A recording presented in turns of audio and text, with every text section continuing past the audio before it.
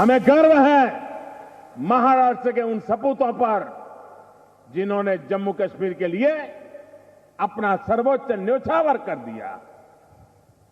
और आज राजनीति के स्वार्थ में डूबे हुए ये लोग ये कहने की हिम्मत करते हैं कि महाराष्ट्र का जम्मू कश्मीर से क्या लेना देना। डूब मरो, डूब मरो, डूब मरो।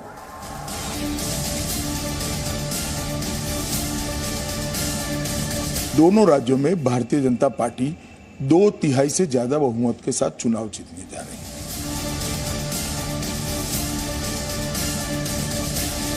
नए नए पन्ने खुलने शुरू हुए हैं।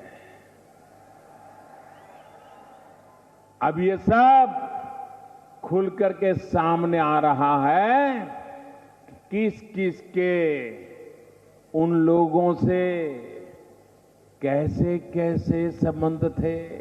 खून के रंग से रंग देने वालों के साथ इनकी कैसी रंगरेलियां चलती थी।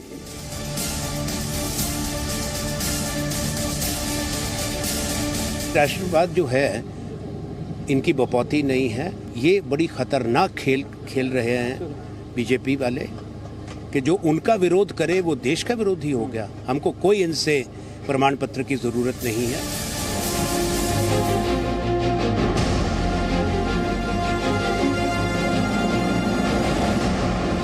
नमस्कार, ताल ठोक के में आप सभी का बहुत बहुत स्वागत। आपके साथ मैं हूं अमन चोपड़ा और अब की बार किसकी सरकार ताल ठोक के इलेक्शन एडिशन की टीम लगातार अपने सफर को आगे बढ़ाते हुए आज हम आप पहुंचे हैं मुंबई। और देखिए, आप जानते हैं कि 16 तारीख हो चुकी है। चुनाव कब है भाई महाराष्ट्र में? 21 मुंबई का यूथ हमारे साथ है। 21 तारीख को चुनाव है। 4 से 5 दिन का वक्त बाकी है। नतीजे कब पता लगेंगे? रिजल्ट कब है? 24 अक्टूबर। कब है रिजल्ट? देखिए, 21 तारीख को चुनाव, 24 तारीख को नतीजे, 24 तारीख को पता लग जाएगा अब की बार किसकी सरकार। लेकिन अब की बार क्या राष्ट्रवाद को लेकर आर पार, क्या महाराष्ट्र में होगा राष्ट्रवाद पर रण? ये सवाल दरअसल आज प्रधानमंत्री नरेंद्र मोदी ने अपनी अकोला की रैली में उठाया। उन्होंने उन लोगों को जवाब दिया कि महाराष्ट्र के चुनाव में 370 का क्या काम। जो लोग ये सवाल पूछते हैं कि चुनाव के महाराष्ट्र में जम्मू कश्मीर का क्या लेना देना, उनको लेकर प्रधानमंत्री ने बहुत ही खरी खरी और तल्ख शब्दों का इस्तेमाल किया। प्रधानमंत्री ने सीधे सीधे कहा, डूब मरो। प्रधानमंत्री ने कहा, शर्म से डूब मरना चाहिए जो लोग ये सोचते हैं कि महाराष्ट्र के लोग कम राष्ट्रवादी हैं, जो लोग ये सोचते हैं महाराष्ट्र के लोग कम देशभक्त हैं। शिवाजी की भूमि से वीर सपूतों ने जम्मू कश्मीर में अपने प्राणों की आहुति दी। क्या उनके लिए जम्मू कश्मीर का, राष्ट्रवाद का, देश के मुद्दे का कोई महत्व नहीं? ऐसे लोगों को शर्म से डूब मरना चाहिए, ये प्रधानमंत्री ने कहा। कांग्रेस की तरफ से जवाब दिया गया कि राष्ट्रवाद के नाम पर बहुत ही खतरनाक खेल खेलने की कोशिश बीजेपी कर रही है। स्थानीय मुद्दों पर मात खाएगी, इसलिए राष्ट्रवाद का चोला ओढ़कर चुनाव में उतरने की कोशिश भारतीय जनता पार्टी की। इसके अलावा परिवारवाद से लेकर राष्ट्रवाद तक प्रहार किया गया। यह कहा गया कि सावरकर के राष्ट्रवाद से इनको दिक्कत है, हमारा राष्ट्रवाद राष्ट्र निर्माण वाला है। कांग्रेस को सावरकर के राष्ट्रवाद से दिक्कत क्योंकि उन पर परिवारवाद भारी है। राष्ट्रभक्ति से बड़ी परिवार भक्ति। दूसरी बड़ी खबर, तीसरी बड़ी खबर जल्दी से एक बार आपको बता देते हैं। आप जानते हैं खबरें हैं आतंकी कनेक्शन को लेकर, किस तरह से इकबाल मिर्ची का कनेक्शन, प्रफुल्ल पटेल, वो तमाम चीजें निकल कर आ रही हैं। इसमें भी प्रधानमंत्री नरेंद्र मोदी ने नाम तो नहीं लिया प्रफुल्ल पटेल का, लेकिन सीधे सीधे इशारों में बोल दिया कि वोट बैंक के चक्कर में आए दिन आतंकी हमले होते थे, आतंकवादी भाग जाते कर आ रहा है। लेकिन जोरदार तालियों के साथ स्वागत कीजिए। यहाँ पर मेरे साथ आसिफ बामला बीजेपी के प्रवक्ता मेरे साथ हैं, मेरे साथ अखिलेश तिवारी शिवसेना से हैं, हमारे साथ कश्मीरी यूथ हैं जाना मीरचंदानी। जोरदार तालियों के साथ स्वागत कीजिए। हमारे साथ कांग्रेस से भी मेहमान हैं, हमारे साथ कांग्रेस से मेहमान, हमारे साथ महेश चौहान जो हैं एनसीपी से हैं और ब्रायन मिरांडा साहब कांग्रेस से हैं। राष्ट्रीय प्रवक्ता गौरव भाटिया भी हमारे साथ लाइव हैं। गौरव, हम लोग मुंबई में हैं और हमारे साथ आशुतोष मिश्रा भी हमारे साथ हो चुके हैं जो कि कांग्रेस के बड़े समर्थक हैं। लेकिन सबसे पहले गौरव भाटिया, सीधा सा सवाल, सीधा सा जवाब की उम्मीद करूंगा। महाराष्ट्र का फैसला क्या 370 पर जनादेश माना जाएगा? आप लोग मानेंगे कि महाराष्ट्र की जनता फैसला करेगी? 370 हटने के बाद पहला चुनाव महाराष्ट्र में, तो 370 हटाना सही या गलत महाराष्ट्र की जनता 24 तारीख को बता देगी।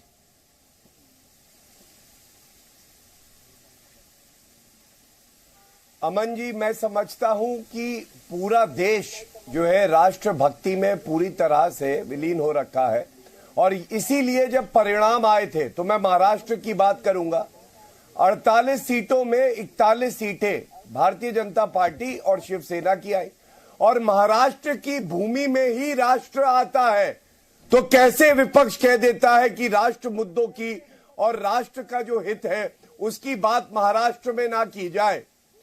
आज जो नरेंद्र मोदी जी ने कहा बिल्कुल सही कहा। जो लोग समझते हैं कि हमारे मराठी भाई कम राष्ट्रवादी हैं या उन्हें राष्ट्र की चिंता नहीं, तो उनको डूब डूब के मरना चाहिए। और ऐसा इसलिए है कि याद करिए, कभी कांग्रेस की सरकारें होती थी केंद्र में और प्रदेश में और आतंकी हमले हुआ करते थे महाराष्ट्र में, और राहुल गांधी वो 50 साल के अपरिपक्व बालक जब 26/11 का हमला हुआ उसके कुछ दिन बाद सुबह तक पार्टी कर रहे थे। आज कम से कम एक बात स्पष्ट है, अनुच्छेद 370 का कैंसर जो 7 दशक से हमारे देश को खा रहा था, उसको खत्म करने की इच्छा शक्ति दिखाई तो मोदी जी, अमित शाह जी ने दिखाई। उसके अलावा महाराष्ट्र में आज पूरी तरह से शांति है, आतंकवादी थर-थर कांप रहे हैं और वहां की जनता सुख चैन से जी रही है। यही बड़ी उपलब्धि है।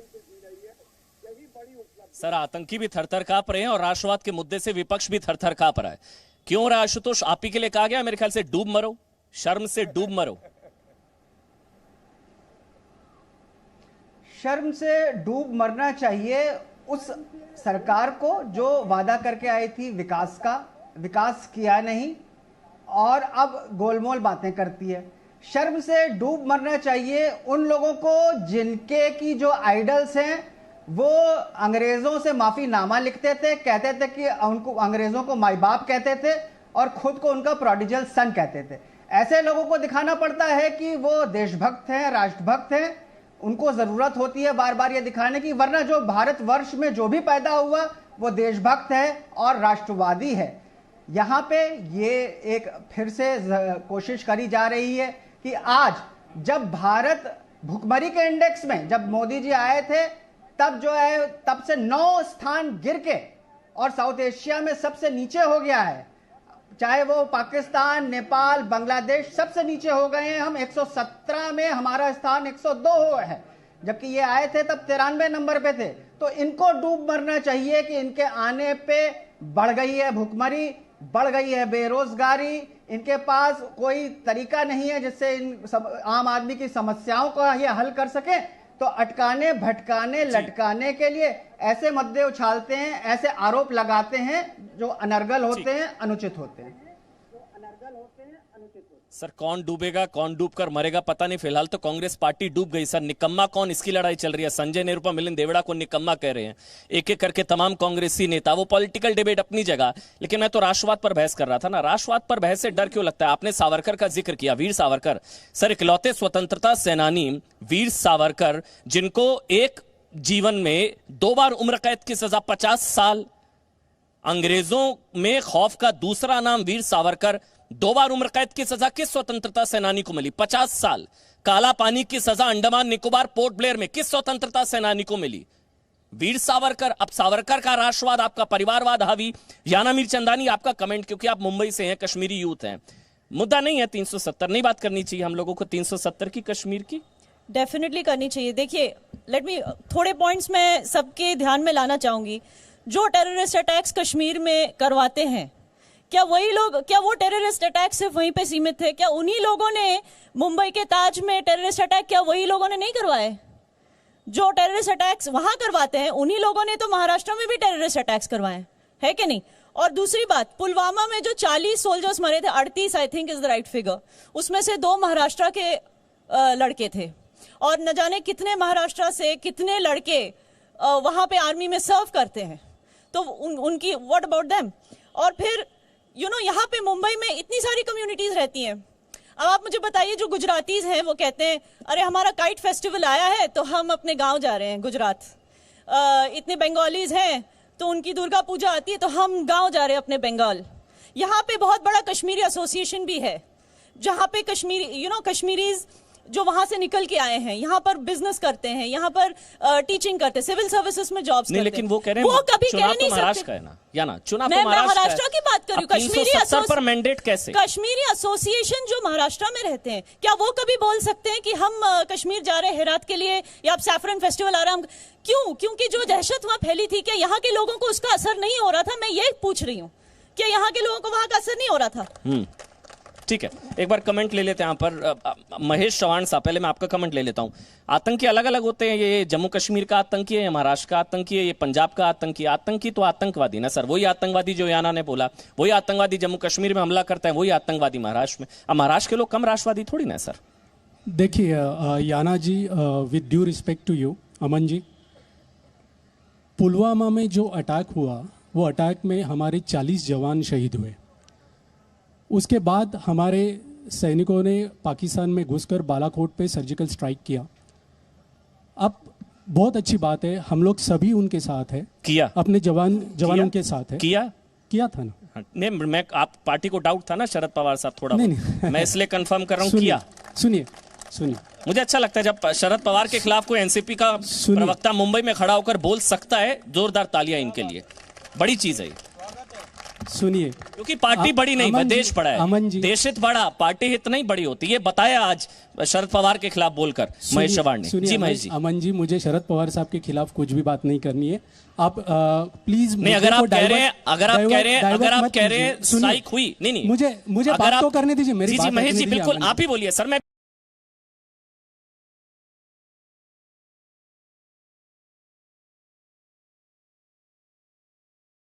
क्लियर किया, मैं कहा आप किस पार्टी से हैं, क्योंकि अगर आप एनसीपी के प्रवक्ता हैं, शरद पवार के प्रवक्ता हैं, तो मेरे को डाउट हो गया, इसलिए मैंने कंफर्म किया। अच्छी बात है आप उनके खिलाफ बोल रहे हैं। देखिए अभी वो सब, इसमें जो मुद्दा मैं रखना चाह रहा हूं, मैं पहले उसके बारे में बात करता हूं।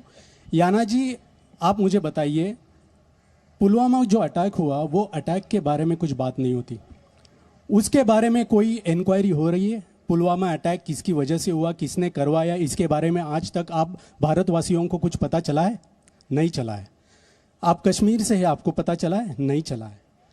बालाकोट हमले के बाद जो भी कुछ है, सो कॉल्ड और जो भी कुछ है, उसके बारे उसमें मैं अभी नहीं पढ़ना चाहता हूँ। बालाकोट हमले के बाद देखिए आगे असली रंग दिखा दिया ना, असली रंग। अमन जी, यही डीएनए है भाई साहब। ये जो जोश में, राष्ट्रवाद के जोश में। अमन जी सुनिए, सो कॉल्ड क्या मतलब है बताइए? Aman ji, so called so called क्या? सुनिए तो, बात तो सुनिए, आप बात तो सुनिए, बात तो सुनिए। आप अभी सो कॉल्ड जो, याना जी मैं आपके बीच में, याना जी मैं आपके बीच में बोला नहीं। ये सो कॉल्ड क्या है, ये जानना चाहते हैं? मुझे मेरी बात रखने दीजिए। देखिए, सो कॉल्ड आप कह रहे कि हमारे अध्यक्ष ये कह रहे सो कॉल्ड, इसके लिए मैं वो कहना चाह रहा था, लेकिन आप मुझे बीच में रोक रहे। तो मुझे प्लीज कुछ भी मुझे प्लीज नहीं, मैं आगे नहीं महेश जी, अमन जी मुझे नहीं सर, अगर आपको सेना पर डाउट है, सेना पर बिल्कुल डाउट नहीं है, तो फिर तो जवाब मिल जाएगा सर। सेना पर बिल्कुल डाउट नहीं है, सेना पर बिल्कुल डाउट नहीं है। आप ये मत बोलिए, मैंने इसे कभी नहीं कहा कि मेरे को सेना पर डाउट है। सुनिए याना जी, आप मुझे एक बात बताइए, वहां पर बालाकोट हमला होने के बाद जो क्रेडिट बीजेपी ने लिया, सेना का क्रेडिट बीजेपी ने लिया। बीजेपी कौन होती है? सुनिए बीजेपी कौन होती है? आप बीजेपी की तरफ से मत बोलिए याना जी, आप एक कश्मीरी करके बोल रही है, मैं आपकी बात सुन रहा हूँ, आप बीजेपी की तरफ से मत बोलिए। सुनिए, नहीं, आप क्या कहना चाहते हैं? कश्मीर भारत में नहीं है ऐसा? उनको कंप्लीट करने दीजिए, एक एक करके बोलेंगे, ठीक है? क्योंकि आसिफ बांग्ला वेट कर रहे हैं, ठीक है? जल्दी से। कान में ईयरफोन डाला है क्या? आपको कोई दूसरा बोल रहा होगा, मैंने ऐसा नहीं बोला। नहीं, वो शरद पवार से इत्तेफाक नहीं रखते सर, समझिए। मैं कब बोला ये? नहीं, वो शरद पवार से इत्तेफाक नहीं रखते। मुझे मेरी बात तो रखने दीजिए। आप उनको जबरदस्ती मुझे मेरी बात तो रखने दीजिए। जी। मैंने अभी जो कहा, मेरे को नहीं पता था, मैं उनका पोडियम इस तरफ लगवा देता, मुझे नहीं पता था। पुलवामा के बारे में आप सब लोग चुप बैठे हैं। पुलवामा के बारे में हमें किसी को कुछ भी पता नहीं कि ये हमला किसने किया। अटैक मैं भी जानना चाहती हूँ, किसने कराया? हाँ, तो वही तो मैं पूछ रहा हूँ। मैं भी वही मुझे पाकिस्तान, तो वो जो कांग्रेस ने तो नहीं कराया। आपको नहीं लगता उसकी इंक्वायरी नहीं होनी चाहिए? होनी चाहिए ना, आपको पता चलना चाहिए, हमें भारतवासियों को पता चलना चाहिए। ठीक है। अरे मैंने मेरी बात ही नहीं रखी कुछ, मुझे जल्दी कंप्लीट करिए सर, जल्दी, बड़ा पैनल है। उससे मैं आता हूँ। हमारा कहना यह है कि आप 370 की बात जरूर रखें, आपने अगर किया है तो आपको क्रेडिट लेना है, आप जरूर ले, लेकिन जो ज्वलंत मुद्दे महाराष्ट्र में और भारत में है, उसके बारे में कौन बात करेगा? ज्वलंत नहीं है 370, ज्वलंत नहीं है। आसिफ बांग्ला माइक ले लीजिए, 370 की बात मत करिए। 370 बोला कीजिए, ये बोला मैंने। ठीक सर। आप तो आपने आसिफ अपना अमला। अब कह दिया, जरा कृपा करके मुझे कहने दें। कश्मीर भाटिया, आ रहा हूं भारत आपके का एक अहम और प्रमुख अंग है, और सिर्फ मैं भारतीय जनता पार्टी का प्रवक्ता होने के नाते मैं नहीं कहूंगा ये, मैं समझता हूं हर राजनीतिक पार्टी को कश्मीर के लिए उतना ही दुख और दर्द होना चाहिए, उतनी ही अगन होनी चाहिए उसके लिए। अब कृपा करके मुझे आप डिस्टर्ब ना करें। एक तो 370 एक अहम मुद्दा है महाराष्ट्र चुनाव के लिए, ऐसा मैं मानता हूं, लेकिन उसके साथ साथ मैं ये भी मानता हूं कि महाराष्ट्र में पिछले 5 साल में अन्य काम हमारी भारतीय जनता पार्टी ने, हमारे आदरणीय मुख्यमंत्री देवेंद्र फडणवीस जी के नेतृत्व में हुआ है, इसको तो आप नकार नहीं सकते हो ना। इसके साथ साथ मैं ये कहूंगा कि भाई चुनाव का निकाल तो पिछले लोकसभा चुनाव में ही हो गया हमारे महाराष्ट्र का, जब 220 सीट पर शिवसेना भारतीय जनता पार्टी की लीड थी, आपको पता होना चाहिए। तो निकाल तो लोकसभा चुनाव के दौरान ही महाराष्ट्र में किसकी सरकार बनेगी उसका हो गया, लोगों ने कॉल दे दिया है, और अब तो सिर्फ परिणाम की देर है। लेकिन इसके साथ साथ मैं जरूर ये भी कुछ काम में गिनाना चाहूंगा, अमन जी मुझे थोड़ा सा वक्त दीजिएगा, कि महाराष्ट्र में भारतीय जनता पार्टी ने क्या क्या काम किए हैं। 370 एक देश का मुद्दा है, महाराष्ट्र का भी मुद्दा है, लेकिन साथ में जो महाराष्ट्र की सरकार ने पिछले 5 साल में मुसलसल काम किए, महाराष्ट्र की जो मुख्यमंत्री आदरणीय देवेंद्र फडणवीस ने जो हर विषय को जो एड्रेस किया, उसको भी मैं कहना चाहूंगा। फसल बीमा योजना हमने तैयार की जिसका फायदा किसानों को हुआ, प्रधानमंत्री किसान सम्मान योजना जिसके चलते किसानों को 6,000 रुपए की मदद मिली। किसान नहीं, मैं बोलना चाहूंगा, किसान एक लास्ट पॉइंट, किसान आप ही बोलिएगा, ये हृदय परिवर्तन 3-4 महीने पहले ही हुआ है आपका। जी मैंने देखा ना, नहीं तो उसमें क्या बात नहीं, ये वाली लिस्ट आप उधर की लेके बैठते थे, आज आप ये वाली लिस्ट लेकर बैठे। उसमें कोई गुनाह है क्या? मैं कह रहा हूं अच्छी बात, आपने कहा ये सब किया, उसमें कोई गुनाह है? नहीं। जब हमने देखा कि भाई विरोधी पक्ष में भी हम रहे 5 साल, लेकिन हमने देखा कि किसी अंजाम पर विरोध ना पहुंच रहा, ना विरोधी पक्ष के और पक्षी पहुंच रहे हैं, तो हमने सोचा कि भाई मोदी जी का नेतृत्व और 370 के बाद नहीं 300 नहीं, बहन जी आप प्लीज इंटरप्ट करें। 370 के होने के बाद, मैं भी एक मुसलमान हूं, 370 होने के बाद मुझे लग रहा है 370 का हिंदू मुसलमान से क्या लेना देना सर? 370 का हिंदू मुसलमान से क्या लेना देना? क्रिएट करते हैं, सुनिए नहीं वो इमरान खान करते हैं, उनको तमाचा पड़ गया, यहाँ के मुसलमानों ने मारा तमाचा। इमरान खान को यहाँ के मुसलमानों और राष्ट्रवादी मुसलमानों ने तमाचा मारा है। इमरान खान क्या हिंदुस्तान के मुसलमान के ठेकेदार है? हम मुसलमान मोदी जी के राज में बहुत सुरक्षित है और हमें कोई प्रॉब्लम नहीं। इमरान खान आप अपनी देखिएगा। ठीक है, अखिलेश तिवारी आ रहा हूँ, गौरव भाटिया आपके पास आ रहा हूँ, पहले अखिलेश तिवारी। इमरान खान से मैं पूछना चाहूंगा, आपके मुल्क में क्या अल्पसंख्यक सुरक्षित है कि आप यूएनओ में जाके भारत के मुसलमानों की बात सर? वहां मुसलमान सुरक्षित नहीं, अल्पसंख्यक छोड़िए सर। अखिलेश तिवारी ठीक, आपने किस आपको मैंडेट आसिफ भाई अखिलेश तिवारी 370 पर ही रण आपके लिए तो सोने पर सुहागा। आप लोग तो चाहेंगे 370 राष्ट्रवाद मुद्दा हो? सुनिए, 370 से महाराष्ट्र का किस प्रकार से संबंध है, मैं आपको उस पर ध्यान आकर्षित करना चाहूंगा कि शिवसेना का जन्म ही धारा 370 समान नागरिकता, भगवान राम का भव्य मंदिर निर्माण, 3 सूत्री पर ही शिवसेना का अस्तित्व प्रारंभ हुआ। जो भारतीय जनता पार्टी शिवसेना का गठबंधन हुआ, इसी 3 सूत्री कार्यक्रम पर हुआ। और रही बात जम्मू कश्मीर में जिस प्रकार से हमारे सैनिकों ने अपना बलिदान दिया, जी महाराष्ट्र में अधिकतर से ज्यादा सैनिकों का वहां जिस प्रकार से सीमा पर उन नापाक पाकिस्तानियों, कायराना और राक्षसों द्वारा हमला हुआ, महाराष्ट्र के सबसे ज्यादा सैनिकों का वहां पर शहीद हुआ। इसलिए 370 पर अगर देश में सबसे बड़ा अगर किसी का संबंध है तो महाराष्ट्र से है।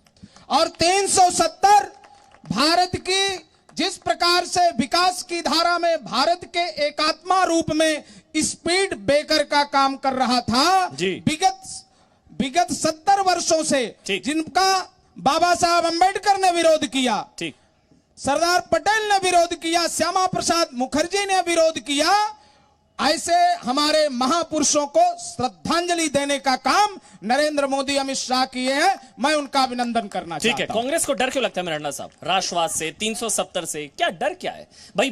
बीजेपी का पेटेंट थोड़ी ना आर्मी पर, आर्मी ने सर्जिकल स्ट्राइक की, बीजेपी ने थोड़ी ना की, मोदी जी की सेना ने थोड़ी ना, हमारी सेना, आपकी सेना, कांग्रेस की सेना, देश की सेना ने की। 370 से डर क्या? कांग्रेस को कोई 370 से कोई डर नहीं लग रहा है। बात यह है कि भाजपा डर रही है क्या होने वाला है 21 तारीख को, जो 21 तारीख का इलेक्शन है और 24 तारीख को अपना रिजल्ट निकालने वाला है। 370 में पर्सनली मेरा जो व्यू है अच्छी बात है और मैं सैल्यूट करते हैं बीजेपी को 370 हटाने। चलिए इनके लिए भी तालियां। ये राहुल गांधी के खिलाफ बोल रहे हैं, ये मणिशंकर अय्यर के खिलाफ बोल रहे हैं, ये पी चिदम्बरम के खिलाफ बोले हैं, ये दिग्विजय सिंह के खिलाफ बोल रहे हैं। मतलब ऐसे महाराष्ट्र के नेताओं की दाद देता हूं जो मंच पर खड़े होकर अपने राष्ट्रीय नेताओं को ललकारते हैं। जोरदार तालियां एक बार इनके लिए फिर से, बड़ी चीज है। बोलिए सर। हम वो ताकत है पार्टी के अंदर रह के पार्टी के नेताओं के बारे में हम बोल सकते हैं। और 370 जो है भाजपा ने हटा दिया, उसके लिए मैंने कहा कि मैं उसका सलाम करता हूं। लेकिन आज जो इलेक्शन होने जा रहे हैं, राहुल गांधी को क्या करते हैं, सलाम करेंगे? उन्होंने 370 का विरोध किया। मैं सलाम नहीं करूंगा, this is my personal view. I said नहीं, पर्सनल मेरा ये बोलने का मतलब है आज ये देश का इलेक्शन नहीं, महाराष्ट्र का इलेक्शन होने जा रहा है। मैं भाजपा से ये पूछना चाहता है कि महाराष्ट्र में जो आज परिस्थिति है, इकोनॉमिक सिचुएशन जो है, इकोनॉमिक जो है अपने इतनी खराब हो चुकी है महाराष्ट्र के अंदर। आज फार्मर लोग सुसाइड कर रहे हैं, उधर पार्ला ग्लूकोज फैक्ट्री बंद हो चुका है, 10,000 वर्कर घर पे बैठे हैं, 3.5 लाख ऑटो सेक्टर के लोग घर पे बैठे हैं, जेट एयरवेज बंद हो चुका है, पंजाब नेशनल बैंक का उधर घोटाला हो चुका है। इसके बारे में क्यों ये लोग बात नहीं कर रहे हैं? 370 मैंने क्या कहा कि ये मेरा पर्सनल व्यू है कि बहुत अच्छी बात है और मैं शर्म करता हूँ। लेकिन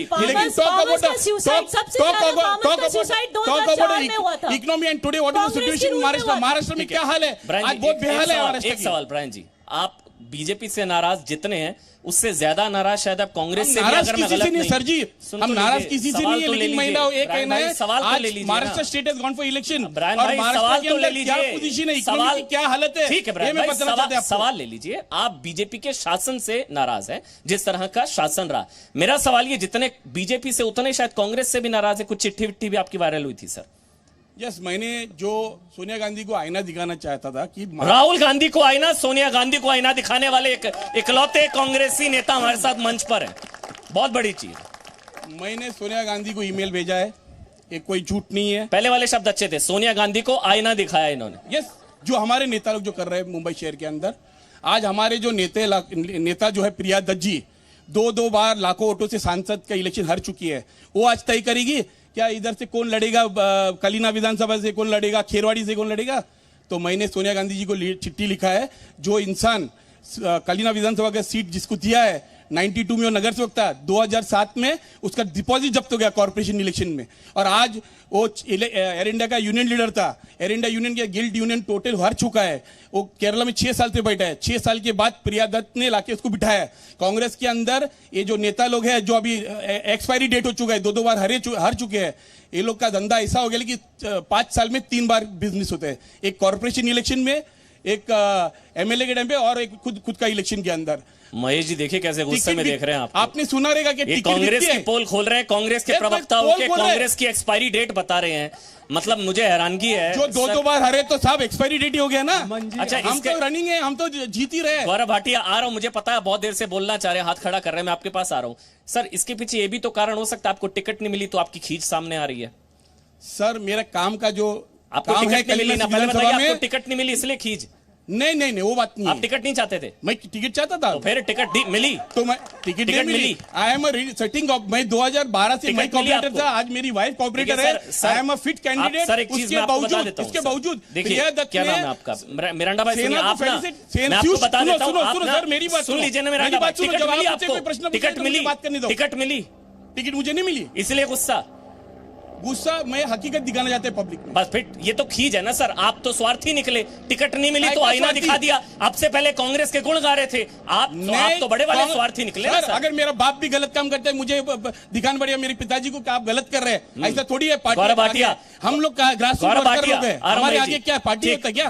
गौरव भाटिया, आपके लिए तो और क्या चाहिए भाई। संजय निरुपम किसी को निकम्मा कह रहे हैं, यहां कांग्रेस के प्रवक्ता ब्रायन मिरांडा साहब सोनिया गांधी को आईना दिखा रहे हैं, राहुल गांधी को आईना दिखा रहे हैं। ये आपस में लड़ेंगे तो आपसे कैसे लड़ेंगे?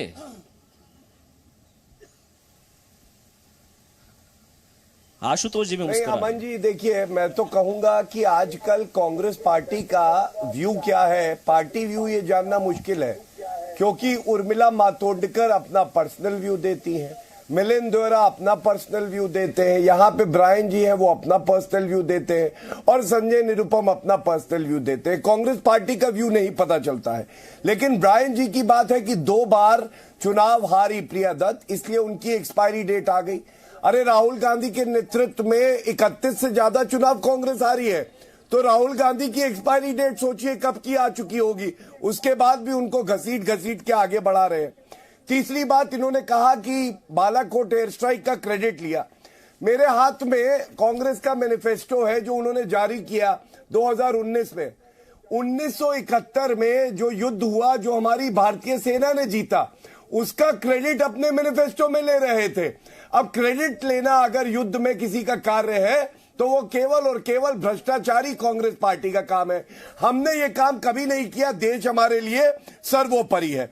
आपने एक बात कही, अनुच्छेद 370 पे क्या है इनका स्टैंड? जैसा नरेंद्र मोदी जी ने पूछा, क्या इतना दमखम रखती है एनसीपी और कांग्रेस की, कह दे कि जब कभी, वैसे तो सत्ता में आएंगे नहीं, जब कभी आएंगे तो बहाल कर देंगे अनुच्छेद 370 को। ये दम नहीं है। और राष्ट्रवाद के मुद्दे पे अमन जी ये लोग इसलिए बात नहीं करते हैं क्योंकि राहुल गांधी पाकिस्तानी डॉजियर पे प्रथम पृष्ठ पे है। तो ऐसी पार्टी राष्ट्रवाद पे कैसे बात करेगी, ये मेरे हाथ में है। ये भी देख लीजिए। एक सवाल आपका वाजिब है, मैं वो सवाल ले लेता हूं, उसके बाद मैं यहां पर आऊंगा। महाराष्ट्र की इन्होंने बात करी। गौरव, आपका सवाल वाजिब है। गौरव, आपका सवाल वाजिब है। 370 हटाना गलत अगर कांग्रेस ये कहती है तो आशुतोष जी, आप लोग अपने मैनिफेस्टो में डाल देंगे, सरकार बनाएंगे, 370 वापस लाएंगे? अमन जी, मैं आपके शो पे कई बार पहले कह चुका हूं कि मैं कांग्रेस का उतना ही रिप्रेजेंटेटिव हूं जितना कि आप भाजपा के। तो कांग्रेस क्या करेगी क्या नहीं करेगी वो तो अलग बात है। आगे करे बात 370 की। कांग्रेस को उम्मीद है 370 पे बात करते हैं। 370 आर्टिकल 370 की बात करते हैं। आर्टिकल 370 की आगे बढ़ाएं बात को, तो यही नरेंद्र मोदी कभी लोगों को नहीं बताएंगे कि जब आर्टिकल 370 कश्मीर में था तो कश्मीर लाइफ इंडिसेस, चाहे वो बेरोजगारी हो, चाहे जो है सेक्स रेशियो हो, चाहे ग्रेजुएट्स का लेवल हो, चाहे वो जो है सीधा बताइए, इन्फेंट मोर्टेलिटी रेट, सरकार बनाएंगे 370 वापस लाएंगे, क्या ये कहेगी कांग्रेस? बात तो ये कश्मीर से ब्लैक और व्हाइट होगा ना, ग्रे एरिया थोड़ी ना होगा, बीच में थोड़ी ना खेलेंगे सर। क्लियर करिए। गुजरात के ये ब्लैक एंड व्हाइट सरकार बनाएंगे, 370 वापस लाएंगे, नरेंद्र मोदी ये कहना चाहिए फिर क्लियर। एक हवा क्रिएट करने की कोशिश करते हैं। साफ नरेंद्र मोदी कह दे कि भाई मुझसे संभल नहीं रहा है, आर्टिकल 370 बहाना है, मैं तो आर्टिकल 370 था तब भी कश्मीर से मेरा गुजरात पीछे था और अब उसको हटा के मैं आपका ध्यान अटकाने भटकाने लटकाने की कोशिश कर रहा हूं। आर्टिकल जो ये लिए हुए हैं भाटिया साहब अपने हाथ में मैनिफेस्टो, उसमें आर्टिकल 370 पे कांग्रेस का क्या स्टैंड है कांग्रेस ने लिख रखा है। हमको फर्क नहीं पड़ता सर, बीजेपी की सरकार हो कांग्रेस की सरकार, देश बड़ा, राष्ट्र बड़ा, राष्ट्र सर्वोपरि। 370 आप हटाएं, आपको सलाम, बीजेपी हटाए, बीजेपी को सलाम, बात खत्म। कब से दूसरी पार्टी, मैं कह रहा हूं सर, अगर राहुल गांधी कह दे कि 370 हटाकर मोदी जी ने अच्छा काम किया, जीनित राहुल गांधी को सलाम करेगा। के आगे ले जाएंगे सर, हमारे लिए ना बीजेपी जरूरी ना कांग्रेस जरूरी। 370 साल में आ गया है तो मोदी बताएं कि वो भारत को पाकिस्तान से आगे कैसे ले जाएंगे। भटकाने का काम कांग्रेस करती है। तो हमारे पासपोर्ट इंडेक्स में 74 नंबर आगे बढ़ा सकते हैं जो गौरव भाटिया ने बोला। अगर 370 हटाना गलत तो फिर विपक्ष को दावा वादा कर देना चाहिए, हम सत्ता में आएंगे 370 वापस लाएंगे, जनता हिसाब कर देगी मेरे ख्याल से। या ना लाने का काम ना निकालने का काम, कांग्रेस सिर्फ बात करती रहती है, भटकाती रहती है। भटकाने का काम कांग्रेस करती है। पता आपको 1994 से लोग डिस्कस कर रहे थे कांग्रेस वाले 370 हटाने का, कभी हटा ही नहीं पाए, कुछ डिसीजन ही नहीं ले पाते क्योंकि आपस में कुंभे की लड़ाई लड़ते रहते हैं। ओके, उसके अलावा 1990 में हमारा रिजर्व, फॉरेन रिजर्व सबसे नीचे गिर गया था और तब से बस गिरते ही जा रहा है, करेंसी गिरती ही जा रही है। तो ये कोई भी डिसीजन ले ही नहीं पाते। और जो स्कैम्स हैं, कॉमनवेल्थ का हो या कोयले का हो, चलते जा रहे थे, कोई रोक ही। इनको मुद्दे सॉल्व करने आता ही नहीं है, इनको सिर्फ बातों की पॉलिटिक्स आती है। जो आपके अपने घर में इस तरह से ना बोले सर, आपको ऑडियो नहीं कह रहे हैं कि जो है नरेंद्र मोदी को मनमोहन सिंह और नरसिम्हा राव की वित्त मंत्री तो जेल में है चाहिए। आपके पूर्व वित्त मंत्री तो जेल में है सर, चिदम्बरम जी जेल में है, ठीक है। आसिफ बामला, मनमोहन आसिफ बामला, सिंह और राष्ट्रवाद पर नरसिम्हा राव की हो रही है, जिनके बारे में उंगली भी नहीं उठा पाए। आप रोते रहे मोदी जी, आप नहीं चाहते कि स्थानीय मुद्दों पर बड़ा बुरा कहते रहे। नहीं, अगर स्थानीय मुद्दों पर जरा आशुतोष जी, जरा आप दूसरों को बोलने का मौका दें, आपका वक्त हो चुका है। मैं ये कहना चाहूंगा कि 370 एक अहम देश का मुद्दा है, लेकिन अगर स्थानिक मुद्दों पर भी आप बातें करना चाह रहे हो तो हम तैयार हैं उसके लिए। हम पीछे हटने तैयार नहीं, क्योंकि उतना काम पिछले 5 साल में भारतीय जनता पार्टी और शिवसेना के सरकार और शासन में हुआ है, और मैं तो गिनाना चाहता हूं, लेकिन आप कहते हो वो मत गिनवाइए। भाई एक सवाल का जवाब देंगे आप? मुझे अमन जी, आपकी ये नीति समझ में नहीं आ रही है। 370 तो हमने कह दिया, और मैंने तो आपसे पहले भी कह दिया कि महाराष्ट्र का चुनाव का निकाल लोकसभा में ही तय हो गया। जब 220 सीट पर भारतीय जनता पार्टी, एक चीज बताइए, आप कह रहे हैं कि हम स्थानीय मुद्दों पर चुनाव लड़ना चाहते हैं सर, बिल्कुल, लेकिन मैं मुंबई, सुन लीजिए ना सर, एक बार आसिफ भाई सुन लीजिए ना, सुन लीजिए ना आसिफ भाई, मैं पिछले 20 दिनों से मुंबई, महाराष्ट्र, नागपुर, तमाम जगह जा रहा हूं। मैंने 10 रैलियां सुनी, हर रैली में प्रधानमंत्री नरेंद्र मोदी और अमित शाह, 370 राष्ट्रवाद, भारत पाकिस्तान, इसके अलावा स्थानीय मुद्दे का आपने जिक्र किया, उन्होंने जिक्र नहीं किया सर, क्यों? देखिए, प्रधानमंत्री जी ने वो जिक्र किया, लेकिन जहां जहां हमारे कौन सी रैली में सर? बीड़ की रैली, अकोला की रैली, मैं बता रहा हूं, कौन सी रैली में? आपसे ज्यादा मैंने सुना होगा सर उनकी रैली। जी जहां जहां रैलीज में जा रहे हैं, वहां तमाम जो काम है, आप हमारा मैनिफेस्टो खोल के देखिए ना। अच्छा, रैली में जिक्र नहीं होगा, मैनिफेस्टो में होगा, रैली में 370 होगा। सुनिए ना जी, प्रॉब्लम ये कि आप एंकर्स हमें बोलने का मौका नहीं देते। फिर मैं रुकिए ना, मैं ये कहना चाह रहा हूं कि जहां जहां गौरव जी, जहां जहां 370 का एक मुद्दा है, मैनिफेस्टो में आप देखिए ना, हमारे काम हमने गिनवाए ना। ये तो नहीं कि हमने काम नहीं किए इसलिए हम पीछे भाग रहे हैं। मैं तो यहां आपको गिनाना चाह रहा हूं 100 काम जो महाराष्ट्र में भारतीय जनता पार्टी और शिवसेना की सरकार में रैली में क्यों नहीं गिनाते आपके नेता? आपने ताल ठोके के मंच के लिए आपका प्रचार कार्यक्रम थोड़ी ना, आपके नेता रैली में क्यों नहीं गिनाते हैं? आप प्रधानमंत्री आज की रैली आपने सुनी, चलिए सुनिए आसिफ भाई, अब आप सुनिए ना आसिफ भाई, आसिफ भाई आप सुनिए ना, अब आप सुनिए ना। गौरव भाटिया, मैं आपके पास आ रहा हूं, एक मिनट आसिफ भाई मेरी बात सुनिए, एक मिनट सुन तो लीजिए, सुन तो लीजिए, सुन तो लीजिए आसिफ भाई। अपने चैनल को शूट करने की हेडलाइन सेलेक्ट करते हो। अच्छा चलिए, मैं यहां पर पूछ लेता हूं, अब मैं हम ना सर, एक मिनट, प्रधानमंत्री नरेंद्र मोदी ने आज कितनी रैलियां की आसिफ भाई? नहीं, मैं कह रहा हूं कितनी रैलियां की, मैं कह रहा हूं ना, सुनिए ना उनको। आपके बाद इससे आगे तो रैली में जिक्र नहीं हो रहा ना सर, तो सवाल तो पूछा जाएगा ना। मिरांडा साहब। आसिफ भाई, मैं ये बोलना चाहता हूं आपको, गौरव भाटिया आ रहा हूं। अभी 370 का जो मुद्दा है, हमने बोल दिया कि भाजपा को हम सलाम करते हैं उसके लिए। अभी मैं आपको ये बोलना चाहता हूं कि महाराष्ट्र स्टेट का इलेक्शन है, महाराष्ट्र स्टेट का इलेक्शन है, महाराष्ट्र स्टेट के बारे में बात करो।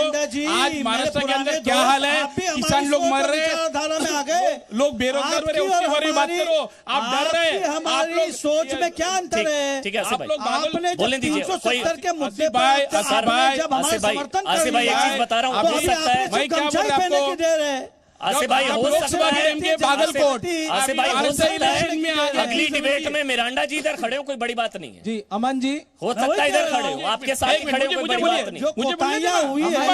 जब आपने बोला हमने बीच में बात नहीं करी, ठीक, जब आपने बोला हमने बीच में कुछ बोला नहीं, एक मिनट कंप्लीट करने दीजिए, कोई नहीं बोलेगा। मिरांडा जी, मिरांडा जी, मौका मिलेगा। पार्टी की सबसे बड़ी भूल मैं क्या बोल रहा को दर्शाया, ये तो आप मानोगे। बागलकोट आप एक्सेप्ट कर रहे हो 370 के मुद्दे में मैं राहुल गांधी के खिलाफ हूँ, आप खुद ही कह रहे हो ये बात। आपका काम आसान कर रहे हैं, बोलने दीजिए ना। आपने हमारा काम आसान करते हैं। I am thanking you for this. बोल दीजिए ना, मैं आपका शुक्रगुजार हूँ कि आपने हमारी बात का समर्थन किया, हमारे प्रधानमंत्री की बात का ताली बजाइए ना सर, कुछ भी अगर मिरांडा जी के लिए तालियां बजाइए, आप ही का काम कर रहे हैं वो। देश के हित में बोलने नहीं देंगे तो आपका फायदा कैसे करेंगे? बोलने दीजिए ना, आपका ही काम कर रहे हैं। देखो बीजेपी के प्रवक्ता की जरूरत नहीं थी, मिरांडा जी अगर कोई भी अच्छा काम करे, वो मनमोहन सिंह हो या मोदी साहब होने दे, देश के हित में अगर कोई भी अच्छा काम करता होगा, मनमोहन सिंह होने दे या मोदी साहब होने दे, उसका हम लोग समर्थन करना चाहिए, क्योंकि पहला देश आते हैं, फिर हमारा पार्टी और अपना धर्म आते हैं।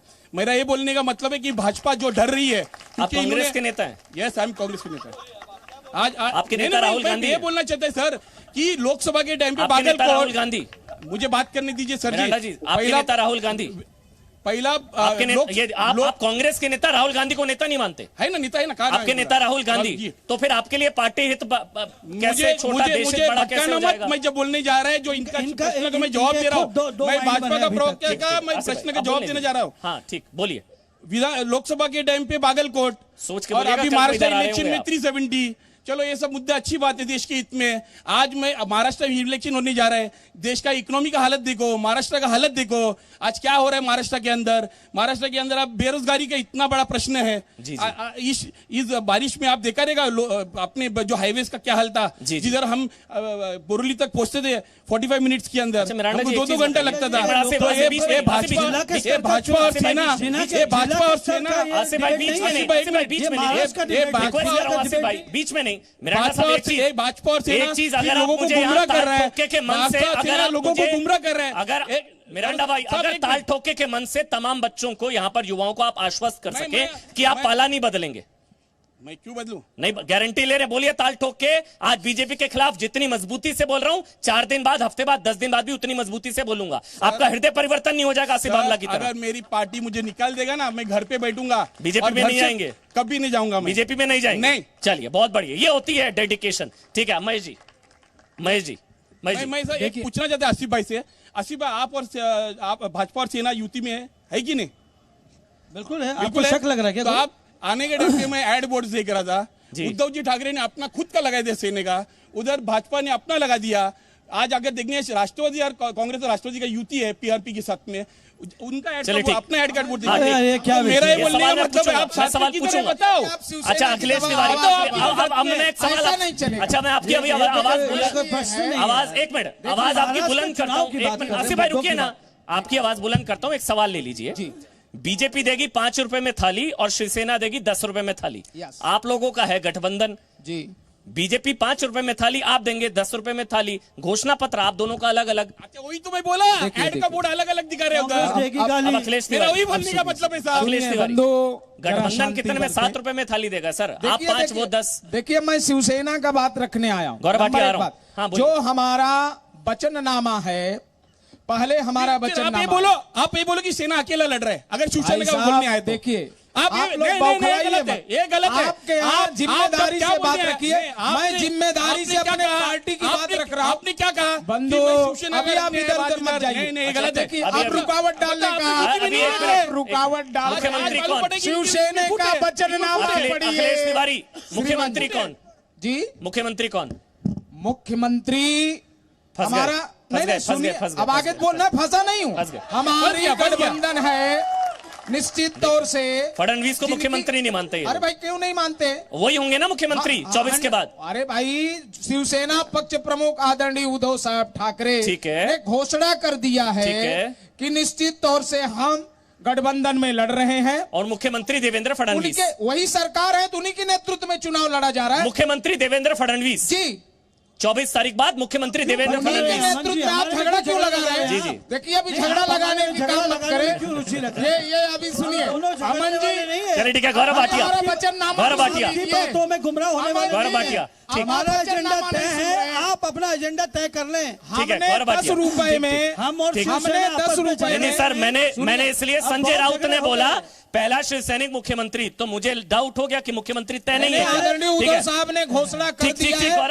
गौरव भाटिया, लड़ाई उधर भी है तो लड़ाई थोड़ी बहुत इधर भी है। वो जवाब शिवसैनिक भाई ने दे दिया। ठीक, दे दिया, बहुत करके आप और झगड़ा लगाने की कोशिश न करें। हमारा मुद्दा, हमारा एजेंडा तय है। गौरव भाटिया, एक मिनट सर, सब लोग जानते हैं क्या? गौरव भाटिया, एड का बोर्ड चलिए ठीक है, एड का बोर्ड देखो। गौरव भाटिया, शिवसेना अलग पार्टी है, बीजेपी अलग पार्टी है। अखिलेश जी, एक का वचननामा है, आपकी पार्टियां बची नहीं। चोर कौन बोलता था? पार्टियां बची नहीं, हम क्या करें? ठाकरे खुद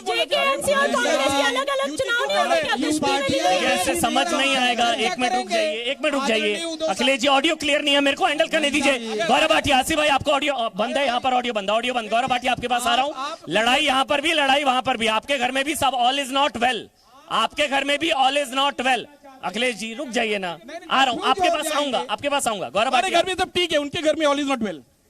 उन्होंने कह दिया मुख्यमंत्री कौन है, अभी आपको क्यों चिंता है? देखिए अमन जी, आपने कहा ऑल इज नॉट वेल, तो मैं आपसे बता दूं, जहां तक भारतीय जनता पार्टी का सवाल है और शिवसेना का सवाल है, ऑल इज वेल। और जनता भी कहेगी तोहफा कबूल कर, देवेंद्र फडणवीस जी दोबारा मुख्यमंत्री बनेंगे। आपने प्रश्न किया कि लोकल मुद्दों का क्या, तो मैं आज अकोला की जो रैली थी उसमें प्रधानमंत्री जी ने क्या लोकल मुद्दों पे बात नहीं करी? नरेंद्र मोदी जी ने बताया किस तरह से सिंचाई मंत्री थे अजीत पवार, उन्होंने 35,000 करोड़ रुपए का सिंचाई घोटाला किया और भ्रष्टाचार कैसे हावी था। और अब मिस्टर क्लीन देवेंद्र फडणवीस जी महाराष्ट्र के मुख्यमंत्री हैं। विकास किसानों की बात आई तो मैं बता दूं 50,000 करोड़ रुपए की सहायता महाराष्ट्र के किसानों को करी गई है। और सबसे बड़ी बात है 1.5 लाख करोड़ रुपए का निवेश किया गया है कृषि क्षेत्र में, जिससे कि महाराष्ट्र के किसान की हालत और बेहतर हो। आईएम्स खोले गए हैं, एम्स खोले गए हैं, नागपुर में भी एम्स खुला है और नेशनल लॉ स्कूल खुला है। और इसीलिए ये कहा जा सकता है चाहे रोजगार हो, चाहे स्वास्थ्य हो, चाहे हर जी ठीक। गौरव मैं आपके पास आ रहा हूं, एक बार यहाँ पर एक बार युवा जल्दी आपकी बार किसकी सरकार जल्दी से। सर मैं चाहता हूँ पहले मेरा पूरा सवाल सुना जाए। 370 हटा बहुत अच्छी बात है, पूरा देश खुश है। महाराष्ट्र में 2015 से 2018 तक 12,000 किसानों ने आत्महत्याएं की, जिनमें से मैं कल की रिपोर्ट की बात कर रहा हूँ। 12,000 किसानों ने आत्महत्याएं की, जिनमें से 6,000 को गवर्नमेंट सर्विस दे सकती थी। मुंबई में पूरा सवाल, मुंबई में 17,000 गड्ढे हैं, जिनमें 7 लोग गिर के मर गए। 2019 में ऑटो वाला ड्राइवर मर गया। 13,000 औरतों ने भीड़ में अपनी हिस्टेरेक्टोमी सर्जरी करवा ली। इसका सवाल जब मैं वोट देने जाऊंगा तो मैं अपने जहन में 370 है अच्छी बात है, पर जब मैं वोट देने जाऊं तो मैं ये सब चीज अपने ये सारे मुद्दे भी ध्यान में होंगे। जल्दी से छोटा सा जल्दी से। सर हमारा मेन मुद्दा जो मुंबई में आता है वो आता है कि आपने नल तो बिछा दिया लेकिन नल में पानी नहीं आता है। ठीक है, पानी का मुद्दा छोटा सा चल जल्दी, मुझे वाइंड अप करना है, आखिरी 30 सेकंड। सर आप इतनी मुद्दों की बात कर रहे हैं, इतनी प्रिंसिपल की बात कर रहे हैं, जैसे बोल रहे हैं सर आप खुद तो कांग्रेस के हो नहीं पा रहे हैं और आप बीजेपी को बोल रहे हैं कि बीजेपी पे एलिगेशन। ठीक है ठीक है। क्या है 370 लोकसभा के पहले आपका राफेल का था और विधानसभा में आपका बेरोजगारी है। 21 तारीख को जनता डिसाइड कर देगी। सर एक सेकंड आर्थिक मंदी से आप बोल रहे हो कि देश गुजर रहा है, आर्थिक मंदी से देश गुजर रहा है। फ्लिपकार्ट और अमेजोन की बिक्री 4 दिनों में 19,000 करोड़ का महाराष्ट्र के युवाओं ने मोबाइल। चलिए ठीक है, शुक्रिया, समय इतना था, माफ करिएगा, शुक्रिया, इतना समय इतना था। आप सबका बहुत बहुत शुक्रिया, आपका बहुत बहुत शुक्रिया। छोटा सा ब्रेक ले रहे, ताल ठोक के देख रहे था, छोटा सा ब्रेक ले रहे।